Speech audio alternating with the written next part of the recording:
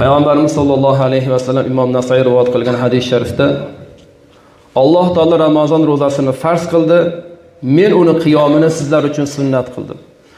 Kimki iymon va ishonch bilan savob umidida ro'za tutadigan bo'lsa, kechalari qoim bo'ladigan bo'lsa, onadan tug'ilgan kunidagidek gunohlardan pok holatda chiqadi deb Payg'ambarimiz sollallohu alayhi vasallam Ramazon ro'zasini chiroyli ado etib, kechalari tarovihlarini qoim qilgan insonni Alloh gunohlardan pok qilishligini aytib o'tdilar.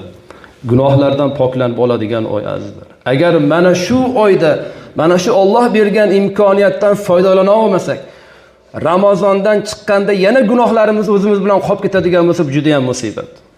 Shu oydaniki Alloh mana 1 yillik masofada yetib keldik-da, 1 yillik yo'ldan yetib keldik. Qancha insonlar oramizda yo'q. O'tgan yilgi Ramazondagi yonimizda turgan qancha insonlar yo'q yonimizda. Keyingi Ramazongacha qanchamiz yo'q bo'lamiz. Oxirgi imkoniyatdir gunohlardan pok bo'lib olish uchun, Allohning huzuriga borayotganda gunohlardan pok holatda borish uchun oxirgi Ramazondir bizga. Ana shundoq bilaylik.